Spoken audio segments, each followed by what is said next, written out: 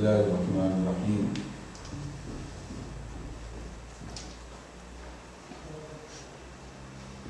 آج جو ایک بہت ہی اہم عنوان ہے،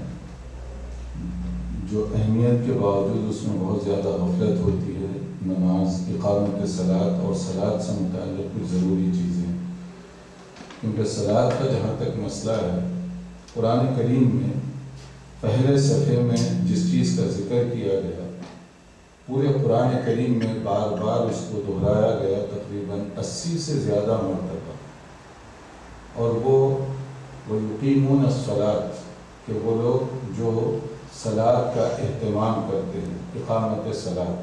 پہلے پارے کے پہلے صفحے میں جہاں قرآن کریم کی تلاوت کا ہم آغاز کرتے ہیں، وہاں پر اہل ایمان کی کچھ نشانیاں بتائی گئیں، یعنی قرآن کریم ہدی للمتقین، متقین کون ہیں، ان میں سے کچھ باتیں ایمان کے حوالے سے بتائی گئیں، اور دو چیزیں عمل کے بارے میں۔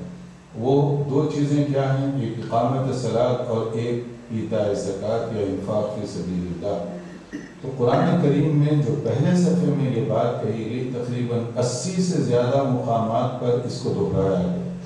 حالانکہ یہ ہمارے ایمان کا حصہ ہے کہ قرآن مجید میں کوئی بات ایک مرتبہ بھی اگر کہہ دی جائے تو وہ ہمارے لیے کافی ہے، اس پر عمل کرنا ضروری ہے۔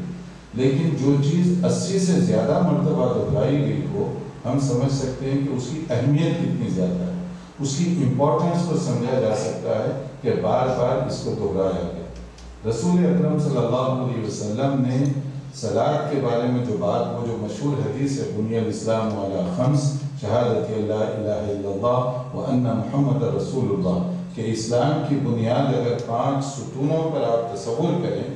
تو ان میں شہادتین، یعنی اللہ تعالیٰ کی توحید اور رسول اکرم صلی اللہ علیہ وسلم کی رسالت پر ایمان کے بعد 4 چیزوں کا تعلق عمل کے ساتھ ہے، وہ اقام الصلاۃ، وہ ایتاء الزکوٰۃ، وہ صوم رمضان، وہ حج البیت من استطاع الیہ سبیلا، کہ یہ 4 جو چیزیں ہیں، صلاۃ، زکوٰۃ، صوم اور حج، یہ عملی زندگی سے اس کا تعلق ہے۔ تو نبی صلی اللہ علیہ وسلم نے اس کو اسلام کی ارکان میں شمار فرمایا۔ ارکان، پلرز یا ستون کا مطلب کیا ہے، اس کو سمجھنے کے لیے آپ موٹی سی میں مثال دیتا ہوں کہ بلڈنگ کو دیکھیں آپ، ایک بلڈنگ جب تعمیر ہوتی ہے تو اس میں دروازے بھی لگتے ہیں، دیواریں بھی لگتی ہیں، ونڈوز بھی لگتے ہیں اور مختلف چیزیں ہیں، مگر جو فنکشن اور جو رول عمارت کا ستون کا ہوتا ہے، کسی اور چیز کا وہ رول نہیں ہو سکتا۔ مثلا ونڈو اگر ٹوٹ جائے تو عمارت باقی رہے گی، عیب دار ہوگی، یا اگر کوئی دیوار میں کوئی کمزوری پیدا ہو جائے تو عمارت تو باقی رہے گی لیکن کمزور ہوگی، مگر ستون اگر گر جائے تو پوری عمارت کسی بھی وقت گر سکتی ہے۔ تو نبی کریم صلی اللہ علیہ وسلم کی اس مثال میں بہت گہرائی ہے کہ آپ نے ان 5 باتوں کو پلر سے تعبیر فرمایا۔ اس کا مطلب یہ ہے کہ ان میں سے کوئی ایک چیز اگر گر جائے تو ساری اسلامی عمارت کلاپس ہو سکتی ہے، کبھی بھی وہ ختم ہو سکتی ہے، کیونکہ پلر ختم ہو چکا ہے۔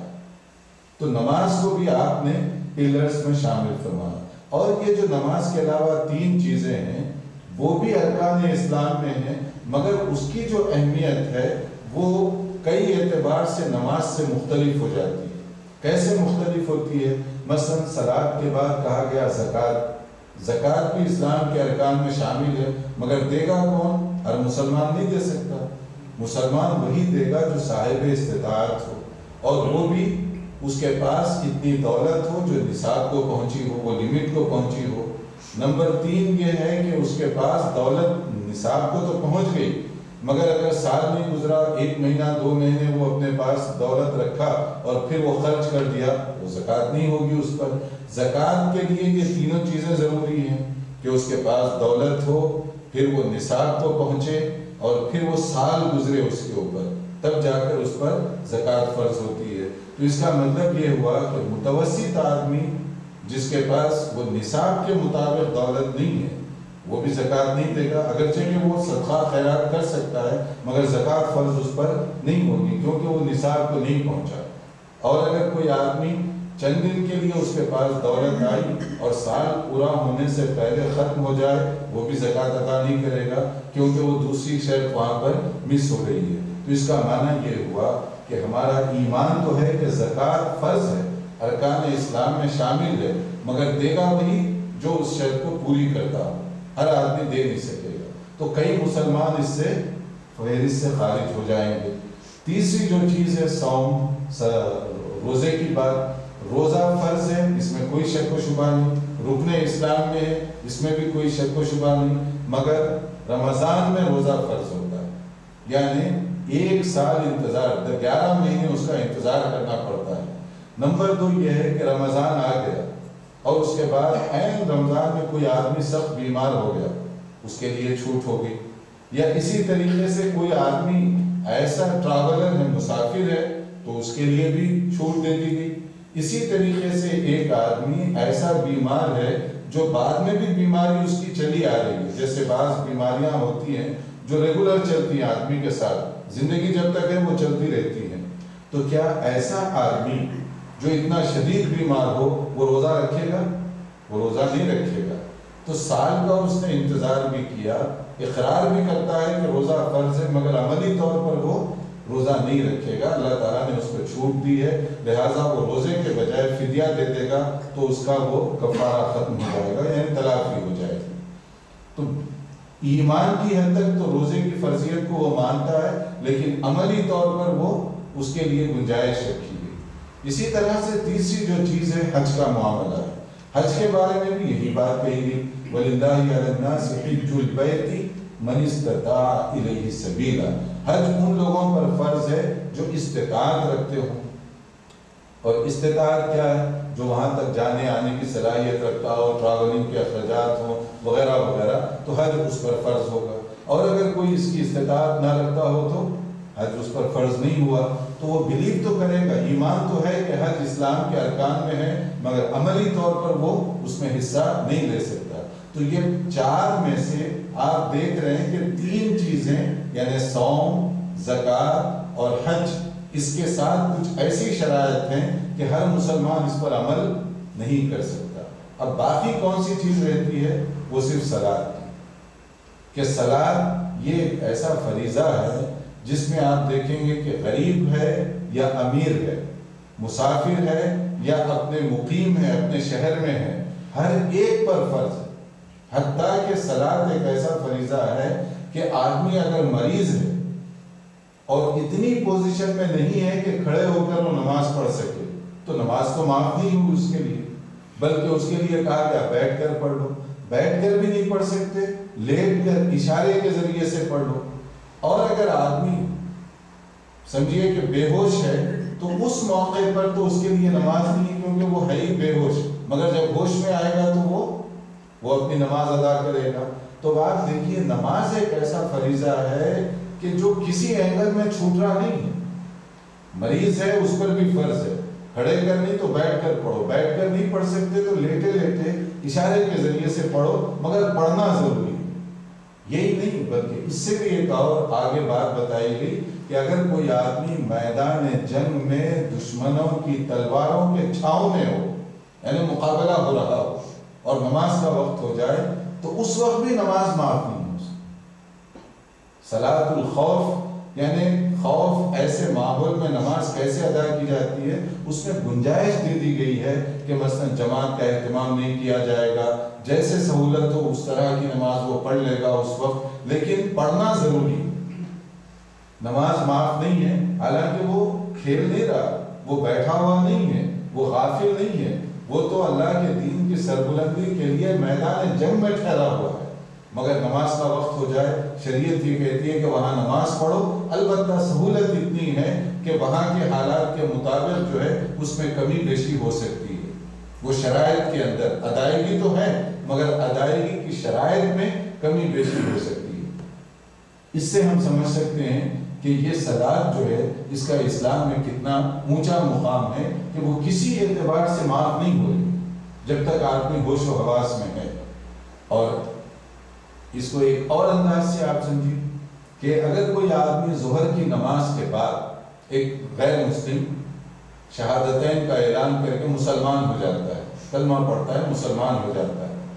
تو اس کے بعد نماز عصر اس پر کیا ہوگی؟ فرض ہو جائے گی۔ حالانکہ ظہر کے بعد مسلمان ہوا، مگر عصر کی نماز جب آئے گی تو اس کو پڑھنی پڑے گی، فرض ہوگی اس پر وہ نماز۔ رمضان کا روزہ نہیں ہے کیونکہ ابھی رمضان کا انتظار کرے گا، زکوٰۃ نہیں، اس کے لیے سال کا انتظار کرے گا، حج کے لیے خصوصی دن بھی چاہیے اور اس کے لیے وہ شرائط بھی چاہیے، مگر صلاۃ کا مسئلہ ایسا ہے کہ ظہر کے بعد وہ مسلمان ہو رہا ہے، عصر کی نماز اس پر معاف نہیں۔ اب نماز کا طریقہ نہیں آتا، جتنا آتا ہے اسی حساب سے وہ پڑھے، سیکھنے تک چاہے وہ تسبیحات ہی پڑھتا رہے، سبحان اللہ، الحمدللہ، یا جو بھی وہ کر سکتا ہے تاکہ وہ نماز کا جو طور طریقہ ہے وہ سیکھے، مگر سیکھنے تک یہ شریعت نہیں کہتی کہ تم نماز مت پڑھو۔ کوئی شریعت میں یہ نہیں کہا گیا کہ اگر آدمی کوئی مسلمان ہو اور وہ جو ہے 8 دن یا 10 دن کا اس کو ٹائم دے دیا جائے کہ نماز سیکھے گا پھر اس کے بعد ادا کرے گا، یہ نہیں کہا گیا اس کے کہ نماز فرض ہو گئی لہٰذا تم کو ادا کرنی ہے چاہے جیسی آتی ہو۔ تو اس سے ہم اور بھی نماز کی اہمیت کو سمجھ سکتے ہیں، اور یہی نماز جس کے بارے میں قرآن کریم میں جو بات کہی گئی کہ یہ نماز جو ہے یہ دیکھنے میں آسان لگتی ہے لیکن ہے بڑی بھاری چیز۔ وَاسْتَعِينُوا بِالصَّبْرِ وَالصَّلَاةِ وَإِنَّهَا لَكَبِيرَةٌ إِلَّا عَلَى الْخَاشِعِينَ، ایسے لوگ جو تقویٰ پرہیزگاری کی زندگی بسر کرتے ہوں ان کے لیے نماز آسان ہے، ورنہ دوسروں کے لیے نماز بہت مشکل ہے، بڑی بوجھ لگتی ہے نماز ادا کرنے میں۔ اگر آدمی کا دل میں ایمان ہو، نماز سے محبت ہو تو اس کو مزہ آئے،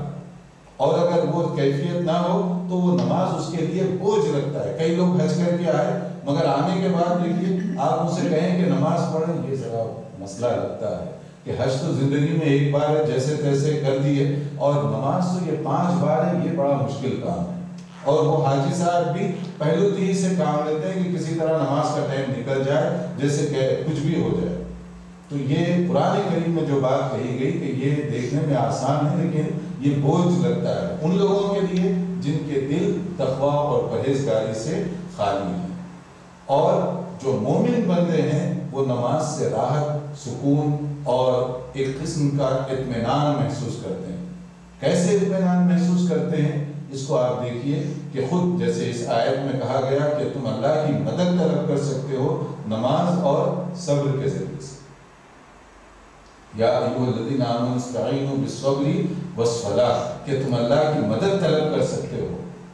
2 چیزوں کے ذریعے سے، وہی صلاۃ اور صبر۔ یہ دونوں چیزوں کو اگر آدمی اپنا لے تو وہ اللہ تعالیٰ کی مدد کا مستحق بن سکتا ہے، امیدوار ہو سکتا ہے اللہ تعالیٰ کی مدد کا۔ اسی لیے رسول اکرم صلی اللہ علیہ وسلم زندگی کے اہم معاملات میں نماز سے آغاز کیا کرتے ہیں، شروع اللہ تعالیٰ کی مدد کے ذریعے سے، اللہ تعالیٰ کی توفیق طلب کرتے ہوئے۔ کبھی کوئی خوف کا ماحول ہو جاتا، کوئی پریشانی لاحق ہوتی،